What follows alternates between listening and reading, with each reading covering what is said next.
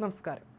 നിയമസഭയിൽ പ്രതിപക്ഷ ഉപനേതൃസ്ഥാനത്തെ ചൊല്ലി ഇടതുമുന്നണിക്കുള്ളിൽ തർക്കം പുകയുന്നതിനിടെ പിൻവാതിലിലൂടെ ആ പദവി കൈയടക്കാൻ CPM നടത്തിയ നീക്കം പാളി. സഭാമന്ദിരത്തിലെ പ്രധാന ബ്ലോക്കിൽ KN ബാലഗോപാലിനായി ഓഫീസ് മുറി അനുവദിക്കണമെന്ന CPMന്റെ ആവശ്യം സ്പീക്കർ തിരുവഞ്ചൂർ രാധാകൃഷ്ണൻ തള്ളി. നിലവിൽ പബ്ലിക് അക്കൗണ്ട്സ് കമ്മിറ്റി ചെയർമാനായ ബാലഗോപാലിന് അഡ്മിനിസ്ട്രേറ്റീവ് ബ്ലോക്കിലാകും ഓഫീസ് അനുവദിക്കുക. നിയമസഭാ ചരിത്രത്തിലെ കീഴ്വഴക്കങ്ങളും നിയമങ്ങളും ചൂണ്ടിക്കാട്ടിയാണ് CPMന്റെ അപേക്ഷ സ്പീക്കറും നിയമസഭാ സെക്രട്ടേറിയറ്റും നിരസിച്ചത്. സാധാരണയായി PSC ചെയർമാൻമാർക്ക് സഭാമന്ദിരത്തിന് പുറകുവശത്തുള്ള അഡ്മിനിസ്ട്രേറ്റീവ് ബ്ലോക്കിലാണ് ഓഫീസ് റൂമുകൾ നൽകാറുള്ളത്.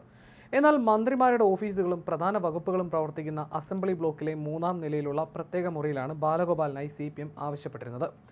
നിലവിൽ പ്രതിപക്ഷ ഉപനേതാവ് സ്ഥാനത്തിരിക്കുന്നയാൾക്കായി മാറ്റിവെച്ചിട്ടുള്ള മുറിയാണിത്. ഈ ഓഫീസ് KN ബാലഗോപാലിന് നൽകിയാൽ പ്രവർത്തന സൗകര്യം വർദ്ധിക്കുമെന്ന ന്യായമാണ് CPM ഉന്നയിച്ചത്.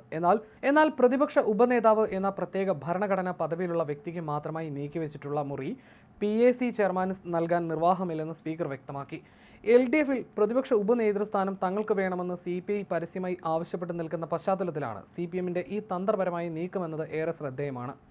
പ്രതിപക്ഷ ഉപനേതാവ് സ്ഥാനം CPIക്ക് നൽകാൻ CPM ഒട്ടും താല്പര്യപ്പെടുന്നില്ല എന്നതിൻ്റെ വ്യക്തമായ തെളിവാണ് ഈ ഓഫീസ് മുറിക്കായിട്ടുള്ള അവകാശവാദമെന്ന് രാഷ്ട്രീയ നിരീക്ഷകർ വിലയിരുത്തുന്നു.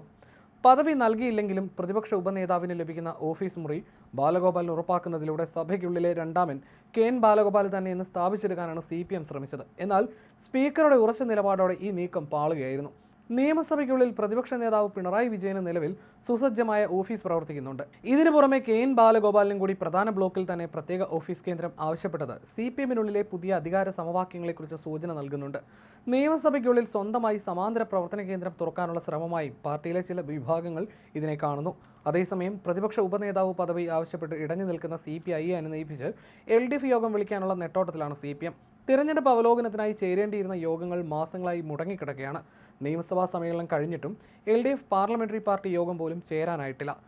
രാജനെ പ്രതിപക്ഷ ഉപനേതാവാക്കണമെന്ന ആവശ്യത്തിൽ CPI ഉറച്ചു നിൽക്കുകയാണ്. എന്നാൽ ഈ ആവശ്യം പരിഗണിക്കാൻ പ്രതിപക്ഷ നേതാവ് പിണറായി വിജയനോ CPM നേതൃത്വമോ തയ്യാറായിട്ടില്ല. സഭയിൽ പ്രതിപക്ഷ നിര ശുഷ്കമാണെങ്കിലും മുന്നണിയിലെ രണ്ടാമത്തെ വലിയ കക്ഷി എന്ന നിലയിൽ അർഹമായ മാന്യത വേണമെന്നാണ് CPIയുടെ നിലപാട്. ഈ വിഷയത്തിൽ തർക്കം നിലനിൽക്കുന്നതിനാൽ പ്രതിപക്ഷ ഉപനേതാവ് പദവിയെക്കുറിച്ചുള്ള ചർച്ചകൾ തൽക്കാലം ഒഴിവാക്കി മുന്നണി യോഗം ചേരാമെന്ന് CPIയെ ബോധ്യപ്പെടുത്താനാണ് CPM ശ്രമിക്കുന്നത്. ഇതിനായി LDF കൺവീനർ TP രാമകൃഷ്ണനെ CPM ചുമതലപ്പെടുത്തിയിട്ടുണ്ട്. തർക്ക വിഷയം ഉഭയകക്ഷി ചർച്ചയിലൂടെ പരിഹരിക്കാമെന്ന വാഗ്ദാനവും നൽകുന്നുണ്ട്.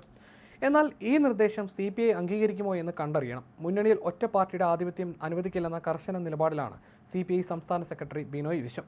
സ്പീക്കറുടെ തീരുമാനത്തോടെ തൽക്കാലം ബാഹ്യ നീക്കങ്ങൾക്ക് തിരിച്ചടി നേരിട്ടെങ്കിലും വരും ദിവസങ്ങളിൽ പ്രതിപക്ഷ ഉപനേതൃസ്ഥാനത്തെ ചൊല്ലി LDFൽ പോര് കടുക്കുമെന്ന കാര്യം ഉറപ്പാണ്.